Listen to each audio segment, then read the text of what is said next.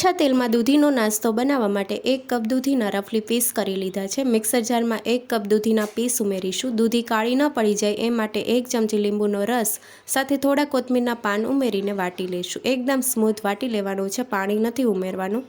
દૂધીની paste તૈયાર કરી લીધી છે અને હવે આપણે મિક્સિંગ બાઉલમાં ઝીણો રવો ઉમેરીશું। તો સૂજી નથી લેવાની, આ રીતે ઝીણો રવો આવે તે આપણે 1 કપ રવો ઉમેરશું। સાથે પોણો કપ ચણાનો લોટ ઉમેરવાનો છે, જેથી સરસ એવું બાઇન્ડિંગ આવશે નાસ્તામાં। 1/4 કપ છાશ અથવા દહીં ઉમેરી શકો છો અને દૂધીની પેસ્ટ આપણે વાટીને રાખી છે એ ઉમેરશું। બધી જ વસ્તુ મિક્સ કરી લઈશું। હવે 1 કપ જેટલું પાણી લેવાનું છે। પાણી એકસાથે નથી ઉમેરવાનું, થોડું થોડું પાણી ઉમેરીને બેટર તૈયાર કરી લઈશું।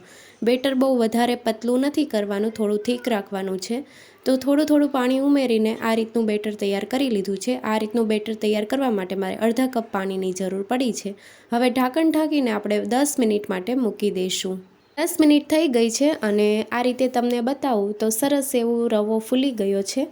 હવે આપણે વઘાર તૈયાર કરી લઈશું। નોનસ્ટિક પેનમાં 2 ચમચી તેલ, અડધી ચમચી રાઈના દાણા, ચપટી હિંગ, 1 ચમચી અડદની દાળ અને 1 ચમચી ચણાની દાળ ઉમેરીશું। વઘારને સાતડી લઈશું। દાળ ગોલ્ડન બ્રાઉન કલરની થાય ત્યાં સુધી સાતડી લઈશું। દાળનો કલર ચેન્જ થઈ ગયો છે। હવે 1 લીલા મરચાંને ઝીણું કાપીને ઉમેરશું।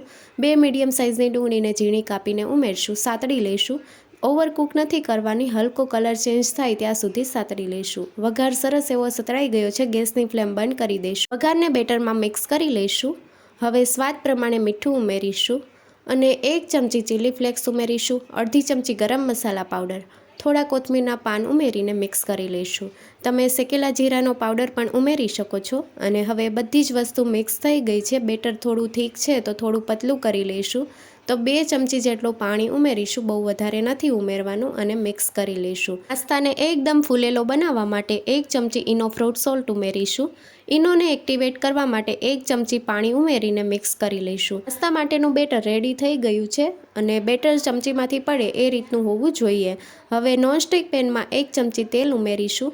2.5 ચમચા જેટલું બેટર ઉમેરવાનું છે। બેટરને આપણે સ્પ્રેડ કરી લઈશું અને રાઉન્ડ શેપ આપી દઈશું। હવે ઢાંકણ ઢાંકીને 6 મિનિટ માટે સ્ટીમ થવા દઈશું। ગેસની ફ્લેમ લો ટુ મીડિયમ રાખવાની છે અને 6 મિનિટ જેવું થઈ ગયું છે। ઢાંકણ ખોલીને જોઈએ તો નાસ્તો ઉપરથી પણ સરસ એવો કૂક થઈ ગયો છે। હવે પલટાવી લઈશું।